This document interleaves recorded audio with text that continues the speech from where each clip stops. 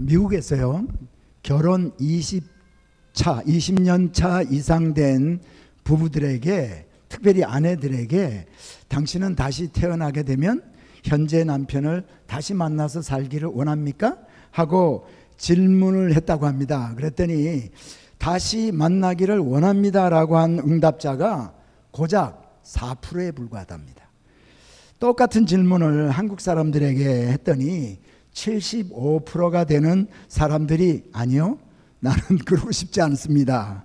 그리고 20% 되는 사람이 20%가 되는 그 아내들이 한번 좀 생각해 봐야겠는데요. 그리고 한 5% 되는 사람들이 거기에 대답을 하지 않았다는 거예요. 이 통계가 좀 오래된 통계이기는 합니다.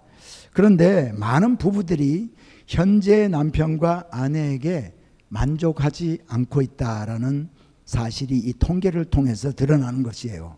마지못해서 살고 있는 부부가 그만큼 많다는 겁니다.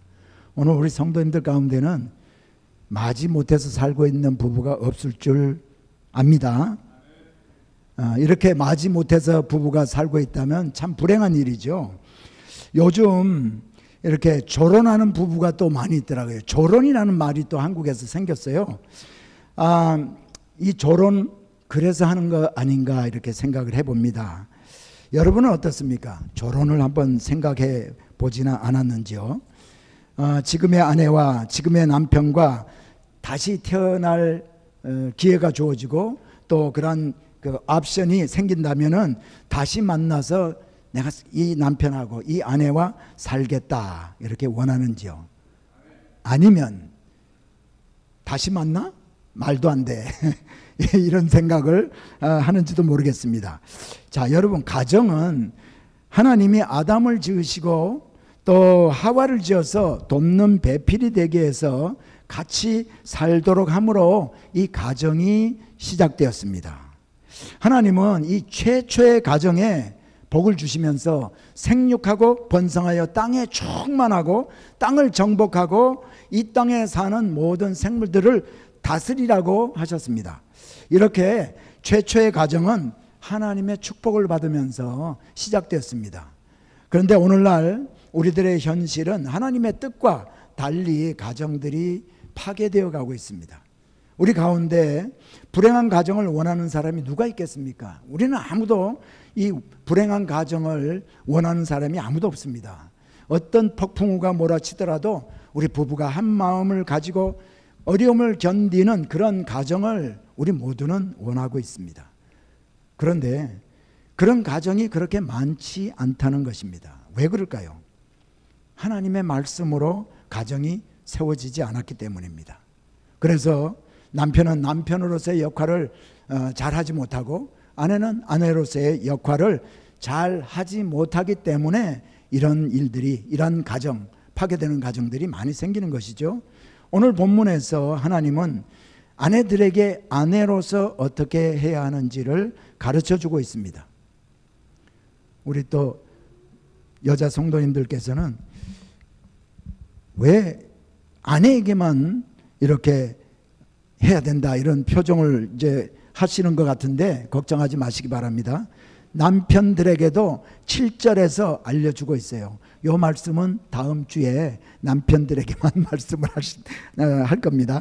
오늘 본문 말씀인 베드로 전서 3장 1절부터 6절을 우리 한번 합독하기를 원합니다. 베드로 전서 3장 1절부터 6절까지 함께 합독합니다. 시작. 아내들아 이와 같이 자기 남편에게 순종하라. 이는 혹 말씀을 순종하지 않는 자라도 말로 맘지 않고 그 아내의 행실로 말미암아 구원을 받게 하려 함이니 너희의 두려워하며 정결한 행실을 봄이라. 너희의 단장은 머리를 꾸미고 금을 차고 아름다운 옷을 입는 외모로 하지 말고 오직 마음에 숨은 사람을 온유하고 안정한 심령에 썩지 아니할 것으로 하라. 이는 하나님 앞에 값진 것이니라. 전에 하나님께 소망을 두었던 거룩한 부녀들도 이와 같이 자기 남편에게 순종함으로 자기를 단장하였나니 사라가 아브라함을 주라 칭하여 순종한 것 같이 너희는 선을 행하고 아무 두려운 일에도 놀라지 아니하면 그의 딸이 된 것이니라. 아멘. 오늘 말씀은 아내들에게 주시는 말씀이죠. 그런데 이 자리에 이렇게 보니까 현재 미혼인 여성 성도님들도 있고요, 또 어떤 사연으로 인해서 혼자 되어서 살고 있는 분들도 계시는 것 같아요.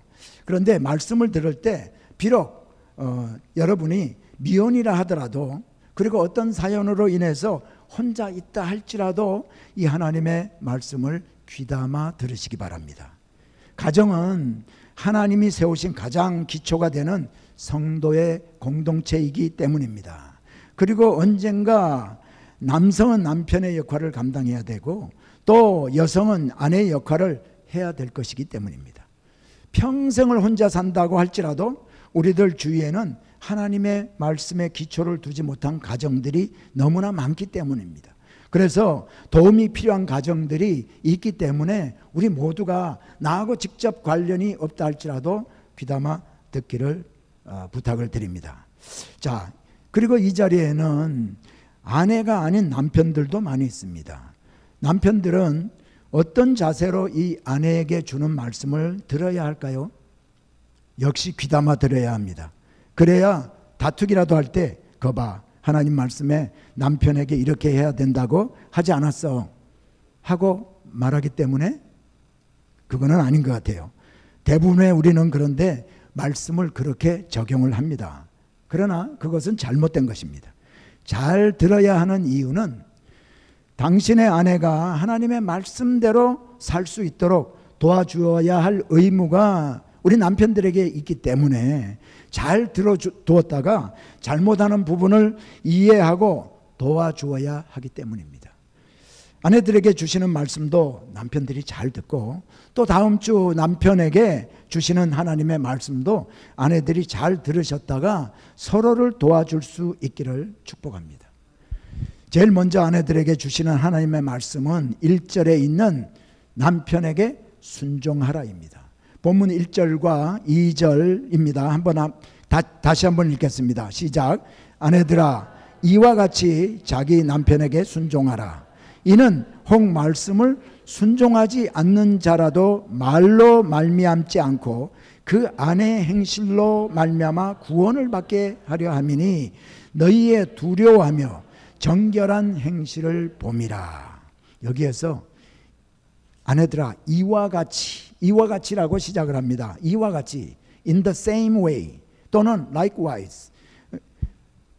아내들에게 이런 말로 권면을 시작하는데 이 이와 같이라는 말은 그 앞에 우리가 지난주에 들었던 말씀처럼 앞에서 말한 것과 같이라는 말입니다. 그러니까 예수님이 고난을 받으시되 아무 반항하지 않고 그 고난을 당했던 것 같이, 그리고 종들이 선한 일을 행하고도 부당하고 억울한 그런 고난을 당해도 하나님을 생각하면서 인내하며 자기 주인에게 순종한 것 같이 남편에게 순종하라는 것입니다. 까다로운 주인에게도 종이 순종한 것 같이 아내들이 남편에게 순종하라는 말을 지금 하고 있는 겁니다. 그러니까 아내들이 순종하는 데에는, 남편에게 순종하는 데에는 어떤 이유가 있을 수가 없다라는 말입니다. 남편이 옳거나 그러거나 상관없이, 또 남편이 예수 믿는 사람이거나 예수를 믿지 않는 사람이거나 상관없이 순종해야 한다 하는 것이 오늘 하나님께서 베드로를 통해서 우리 아내들에게 주시는 말씀입니다. 아마 성도님들 가운데 이 말씀을 들으면서 슬그머니 마음속에 불만이 일어나는 분들이 있을지도 모르겠습니다. That's not fair. 어떻게 여자들에게만 이렇게 불공평할 수가 있나, 이런 마음을 혹시 가질 수가 있습니다. 그러나 이 말씀은 남자와 여자를 비교해서 주시는 말씀이 아니라 아내와 남편에게 주신 말씀입니다. 여러분, 이 차이를 이해가 되십니까? 남편과, 그러니까 여자와 남자의 비교를 통해서 주는 말씀이 아니라 아내와 남편에게 주신 말씀이다. 하나님은 남자를 결코 우위로 여기고 여자를 종속된 부속물로 만드신 것이 아님을 우리는 확실히 알아야 합니다. 에베소서 5장 21절을 봅니다. 그리스도를 경외함으로 피차 복종하라. 그리스도를 경외함으로 피차 복종하라. 가정에서 남자와 여자는 피차 복종할 대상이라는 겁니다. 그러면 왜 하나님이 아내들에게 남편에게 순종하라고 했을까요? 가정의 질서 때문입니다. 한 가정에 머리가 둘이 있을 수가 없습니다.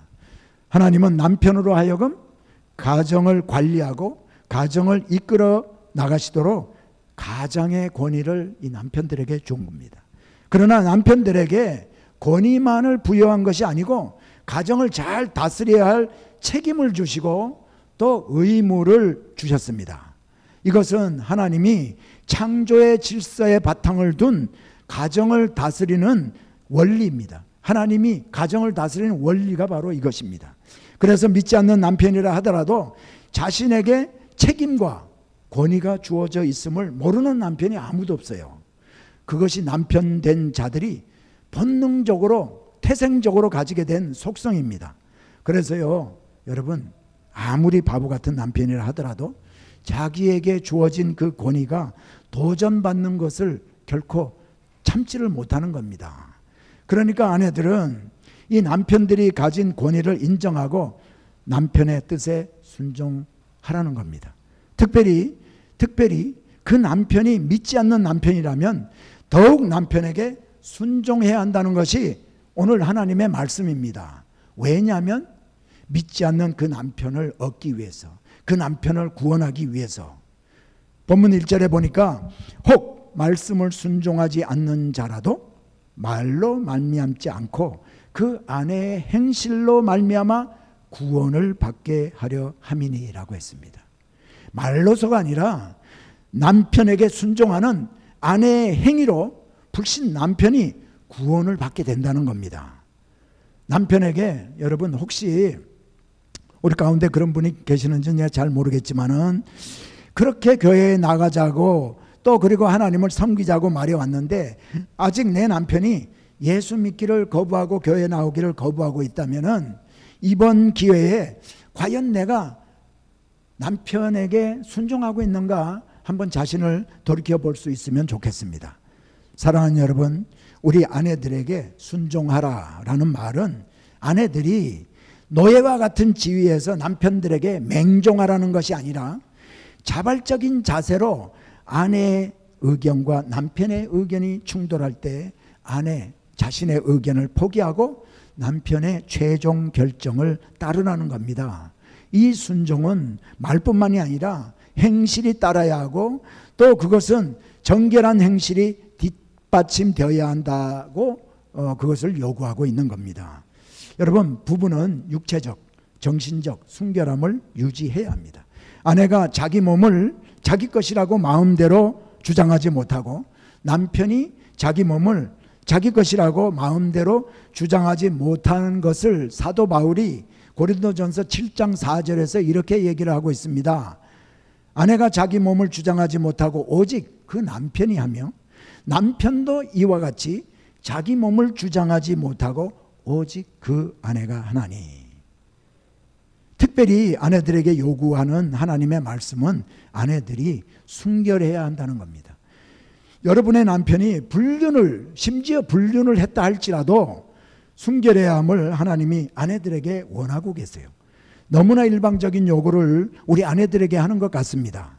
그러나 오늘 본문 바로 직전에 있던 그 2장 후반부 말씀을 기억하시기 바랍니다.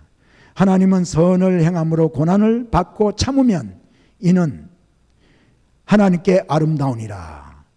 이를 위하여 너희가 부르심을 받았으니, 여러분, 이를 위하여 너희가 하나님의 부르심을 받았다라고 얘기를 하고 있습니다. 그래야 당신의 남편이 구원을 받게 된다는 겁니다. 여러분, 당신의 남편이 이미 구원받은 그리스도인입니까?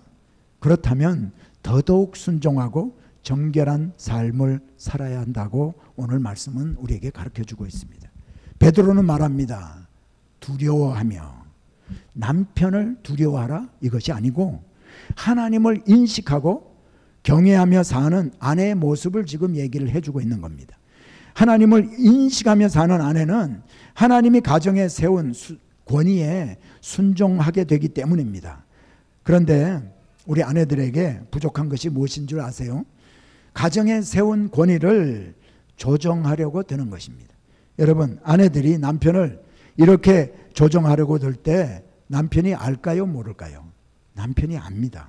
모를 리가 없습니다. 남편들은 본능적으로 내 자신의 권위가 도전받는다고 느끼게 됩니다. 그리고 아내들의 이런 행동을 참지 못하고 혈기를 내게 되는 거예요. 저는요, 결혼 46년 차 경험자입니다. 아내가 남편을 이기려고 하는 예를 얼마든지 들어서 얘기해 드릴 수가 있어요. 왜냐하면 다 경험을 해봤기 때문에. 그런데 말씀을 안 드리기로 제가 결정을 했습니다. 왜냐하면 여러분들도 다 경험해서 알 것이라 생각이 들기 때문입니다.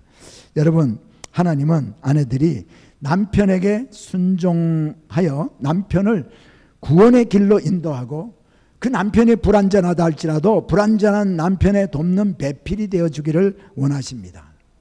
아내의 조용한 순종, 경건한 행동이 이것을 가능하게 합니다. 여러분, 사실 하나님이 하와를 남편의 돕는 배필로 삼았잖아요. 돕는 배필. 누가 도울 수 있습니까? 부족한 사람이 도와요? 연약한 사람이 강한 사람을 도와요? 그거 아니죠. 모르는 사람이 아는 사람을 도와요? 그거 아닙니다. 아는 사람이 모르는 사람을 돕고 힘이 있는 사람이 힘없는 사람을 돕고 그렇게 되는 거예요. 그러니까 하나님이 여자를 열등하게 만든 것이 아니라 더 강하고 더 능력 있게 만들었기 때문에 도와주라고, 부족한 갈비뼈 하나 없는 병신을 도와주라고 하나님이 하와를 세워서 아담에게 주신 줄 믿습니다. 그러니까 우리 남편들도요, 다음 주에 말씀을 드리려고 그랬는데 정신을 차리시고 또 아내들이 나보다 열등하지 않다라고 절대로 생각하지 마시길 바랍니다. 여러분, 그런데 우리 아내들이 남편이 믿음의 사람이 되기를 원하시는가요? 남편이 헌신된 주의 일꾼이 되어서 사람들을 주님 앞으로 인도하는 일에 쓰임받는 그런 남편이 되기를 원하세요?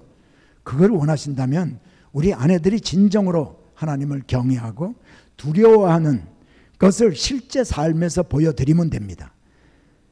2절 말씀을 보니까 너희의 두려워하며 정결한 행실을 봄이라.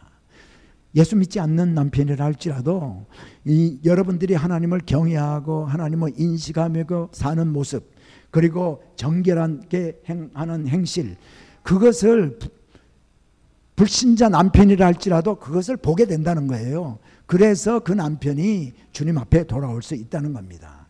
두 번째, 우리 아내들에게 요구하는 말씀은 3절에 있는 외모에 관한 말씀입니다. 외모.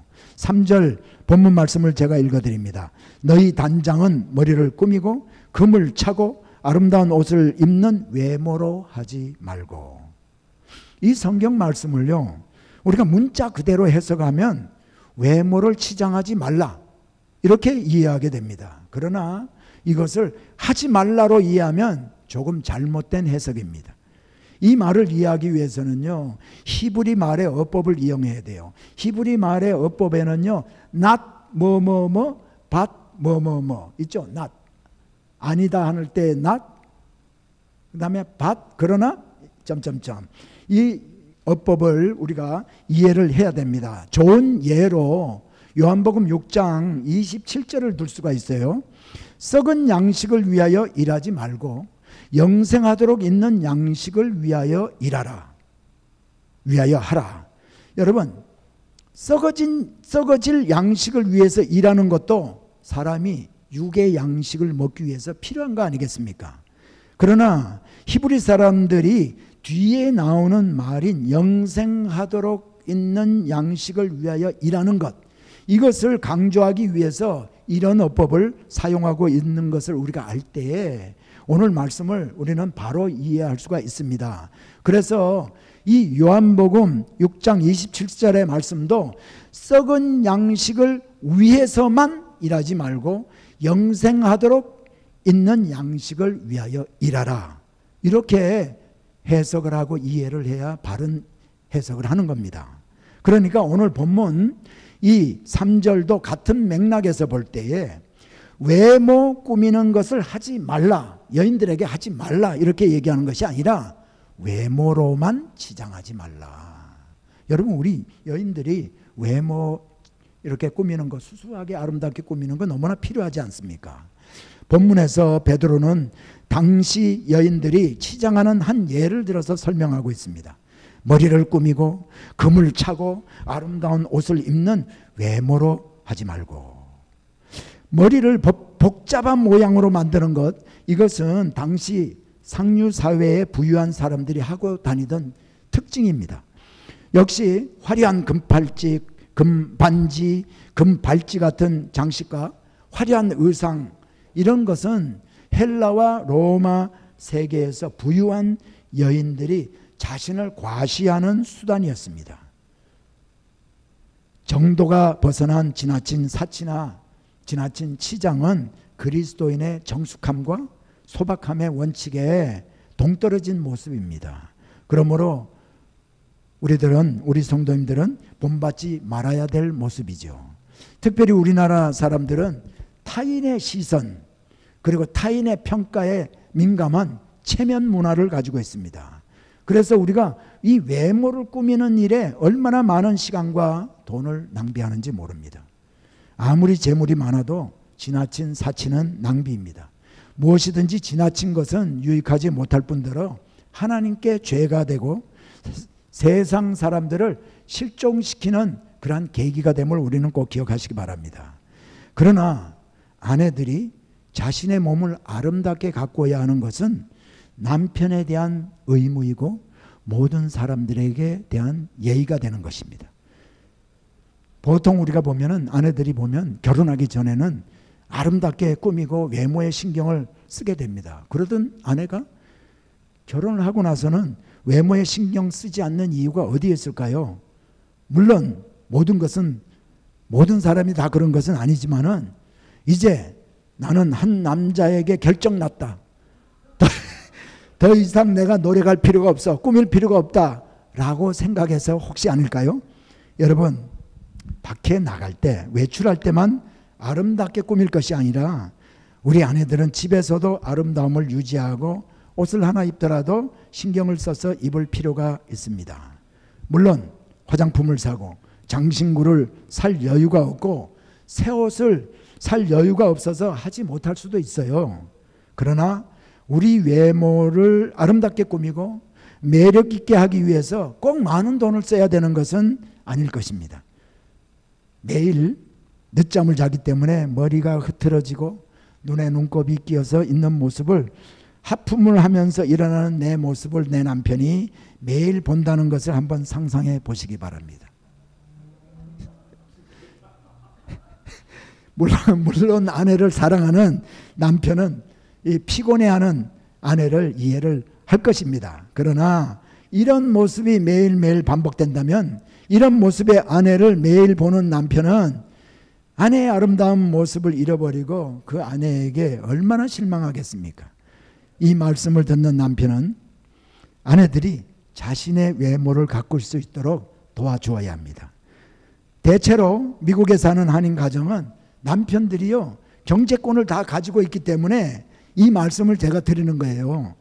남편들을 다 내보내지 아니하고 아내들에게 주시는 말씀을 남편들이 있는 이곳에서 하는 이유는 아내가 해야 될 것이 무엇인지를 우리 남편들도 듣고, 또 아내들에게 주어진 이 의무를 잘 할 수 있도록 아내들을 도우라는 것임을 꼭 기억하시길 바랍니다.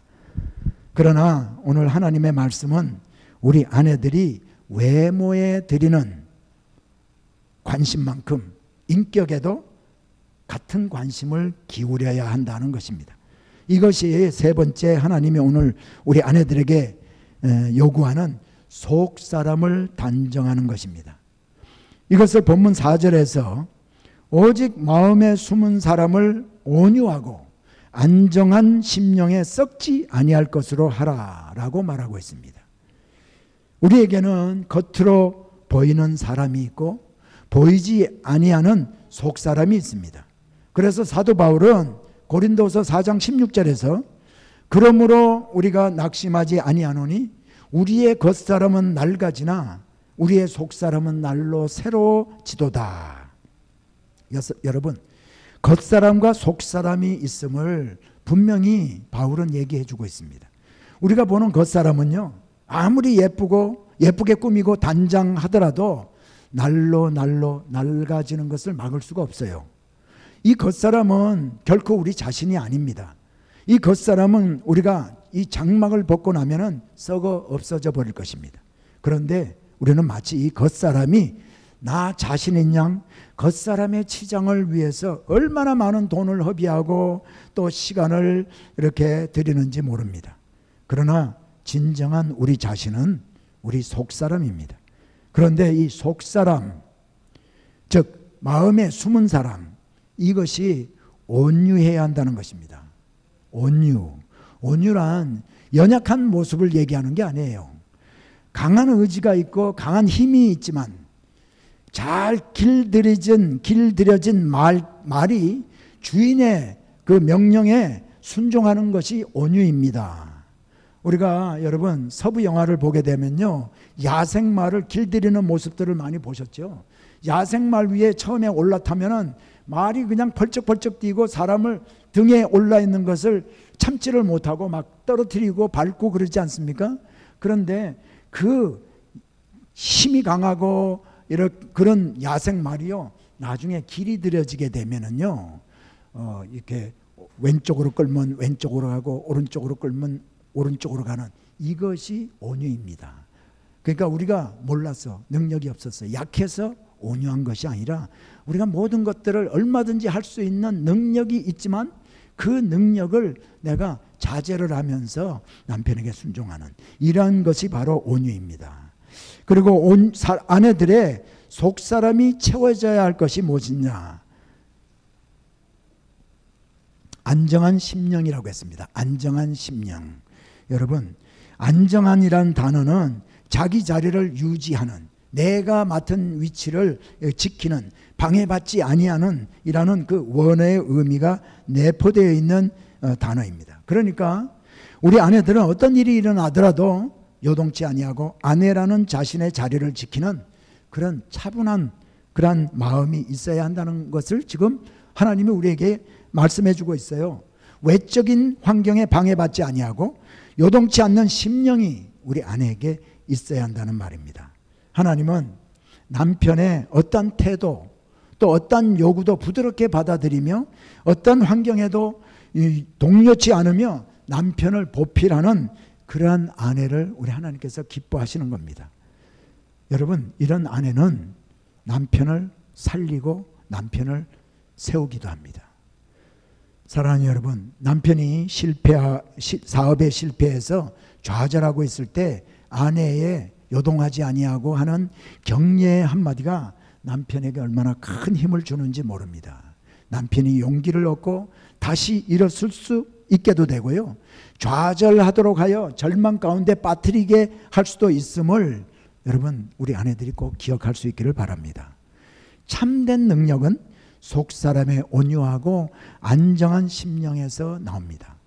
오늘 말씀들은 아내들의 속사람이 영원히 썩어지지 아니할 온유하고 안정된 심령으로 단장되어지기를 예수의 이름으로 축복합니다. 마지막으로 아내들에게 주시는 하나님의 말씀은 항상 남편의 필요에 민감하라는 겁니다. 사도 베드로는 이 서신을 읽는 아내들에게 본문 5절에서 이렇게 얘기합니다. 본문 5절입니다. 온유하고 안정된 심령으로 남편들에게 순종한 이스라엘의 거룩한 부녀들을 바라보라고 권하고 있습니다. 그리고 아브라함의 아내 사라를 예를 들어 말을 해주고 있습니다. 본문 6절을 봅니다. 사라가 아브라함을 주라 칭하여 순종한 것 같이 너희는 선을 행하고 아무 두려운 일에도 놀라지 아니하면 그의 딸이 된 것이니라. 여기에 사라가 아브라함을 주라 칭하여 순종한 것 같이, 여기에서 이 순종이라는 단어는 아래에서라는 의미와 귀를 기울이다라는 의미가 포함되어 있습니다. 그러니까 밑에서 귀를 기울이고 듣다라는 말입니다. 다른 말로 하면 세심한 주의를 기울인다, 또는 누군가의 필요대로 보살핀다라는 그런 의미가 있는 단어입니다. 여러분, 사라가 아브라함을 주라 부르면서 남편 아브라함의 필요에 따라 보살폈다라는 말이 됩니다. 사라는 외모가 무척 아름다웠던 여인입니다. 아브라함과 함께 기근을 피해서 애굽으로 내려갔을 때 사라의 나이가 몇인지 아세요? 65세였습니다. 그 나이에 사라를 보고 애굽왕 바로가 아내 삼기를 원했습니다. 여러분, 지금 65세 우리들과 한번 비교해 보면 상상을 초월하는 아름다운 여인이었을 것이라는 것은 틀림이 없습니다. 더욱 놀라운 것은 애굽에서 돌아온 25년 후에, 애굽에서 돌아온 지 25년 후에 그랄 왕 아비멜렉이 사라의 아름다움을 보고 아내를 취하기를 원했다는 겁니다. 여러분, 그때 사라의 나이가요 90세였던 것을 생각하면 사라의 외모가 얼마나 아름다웠는지를 알 수가 있습니다. 아브라함은 아내 사라에게 이렇게 말했습니다. 창세기 12장 13절입니다. 원컨대 그대는 나의 누이라 하라. 그리하면 내가 그대로 말미암아 안전하고 내 목숨이 그대로 말미암아 보존되리라 하니라. 여러분, 이렇게 얘기했다는 겁니다. 얼마나 비겁합니까? 자기 목숨을 부지하고자 자기 아내를 자기 누이라고 함으로써 바로와 아비멜렉의 아내가 되도록 했습니다. 여러분, 그런데 이 비겁한 남편의 말에도 사라는 순종합니다. 사라는 자기를 다른 남자에게 주어버린 남편을 원망하지도 않고 마음에 상처를 받지도 않았습니다. 오히려 사라는 남편인 아브라함을 주라 불렀다라고 했습니다. 남편에 대한 존경심에는 아무런 변화를 주지 않았다라는 말입니다. 사라는 어떻게 이런 부당한 대우에도 요동하지 아니하고 자기의 자리를 지킬 수 있었을까요? 사라는 남편을 돕는 배필로, 자기가 남편의 돕는 배필로 지어졌다는 그 자신의 사명을 깨닫고 언제나 남편의 필요가 되어주기를 원하는 그런 마음이 있었기 때문입니다. 그리고 하나님이 자기 남편 아브라함을 자기 위에 권위로 세워졌다는 것을 믿고 그 하나님을 경외함으로 그 남편을 끝까지 그렇게 순종했다는 말이죠.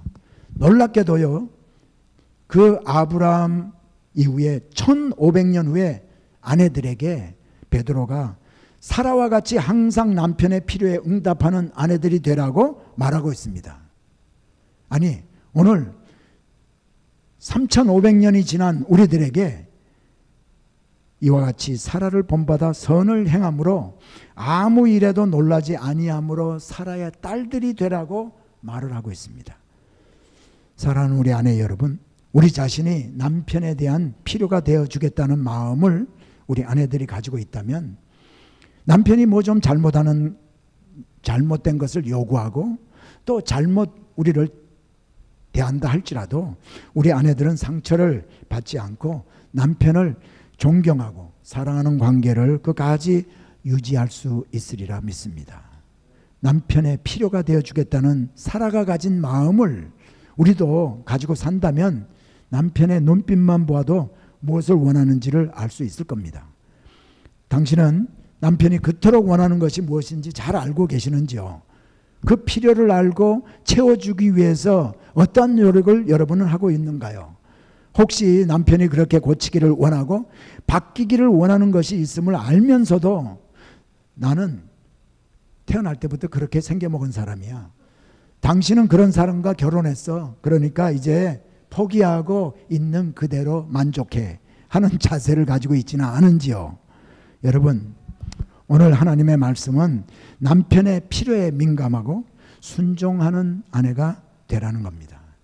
우리 아내들을 사랑하시기에 하나님이 이런 말씀을 주시는 것입니다. 사라와 같은 아내가 되겠다 결단하면 이미 사라의 딸이 된 것이라고 했습니다. 아내들이 사라의 딸로 불려지는 것이요, 여러분 얼마나 영광인지 모릅니다. 비록 믿지 않는 남편의 협박이 있고 그 남편이 선을 행하는 것을 방해하고 폭력을 행한다 하더라도 그런 환경 가운데에서도 침착하며 믿음을 잃지 않고 용기를 가지라는 것이 오늘 하나님의 말씀입니다. 왜냐하면 하나님께서 사라의 딸들을 끝까지 지켜주실 것이기 때문입니다. 하나님은 아내들이 남편의 필요에 따라 순종하고 응답할 때에 아내들이 남편으로 인해서 짓밟히는 것을 결코 허락하지 않을 것입니다. 오늘 말씀도 우리 아내들에게는요, 결코 쉬운 말씀이 아닙니다. 이 말씀이 그렇게 쉽게 지켜질 것이라고 제가 믿고 말씀을 드리는 것이 아니라 결국 이것이 하나님의 말씀이고 우리 가정을 위해서 주시는 말씀이기 때문에 제가 믿음으로 여러분들에게 선포하고 있습니다. 그러나 하나님을 신뢰하는 믿음으로 이 어려운 힘든, 지키기 힘든 이 말씀에도 믿음으로 순종하면 여러분의 가정이 아담과 하와를 통해 세우기를 원하셨던 그 아름다운 가정으로 세워질 것이기 때문입니다. 은혜가 충만한 삶을 사는 삶의, 그런 삶의 주인공이 여러분이 될 것이기 때문입니다. 여러분, 북왕국의 그 아합 왕의 아내 이세벨을 여러분은 잘 기억하실 것입니다. 이세벨도요, 외모는 얼마나 아름다운 여자인지 모릅니다. 그러나 이세벨은 남편인 아합 왕을 뒤에서 조종했던 여인이고 하나님을 대적했던 여인이었습니다. 결국 이 이세벨과 아합과 그들의 자녀들은 비참한 최후를 겪어야 했습니다. 성경에 기록된 가정 가운데 가장 불행한 몇 가정 중에 하나를 꼽으라면 이 가정을 꼽을 수가 있는 것입니다. 여러분, 이세벨과 같은 아내가 될 것인지 사라와 같은 아내가 될 것인지 그 선택은 우리 아내들에게 달려 있습니다. 하나님은 우리들의 가정이 예수님을 알지 못하는 사람들에게 하나님의 사랑과 은혜를 전하는 그러한 통로로 사용하시기를 원하고 계세요. 가정에서 아내의 역할, 어머니의 역할이 얼마나 중요한지 그 중요성을 아무리 말해도 지나치지 않습니다. 오늘 말씀을 우리 아내들이 가슴에 깊이 새기고 산다면 분명히 부부가 함께 하나님께 쓰임받고 또 자녀들도 쓰임받고 남편이 하나님께 쓰임받게 될 줄 믿습니다. 아무쪼록 오늘 말씀을 듣는 모든 아내들이 오늘 말씀을 마음 깊이 새겨서 행함으로 아름다운 가정, 행복한 가정, 복의 근원이 되는 가정으로 만들어가는 도구가 되어지기를 예수 이름으로 축복합니다.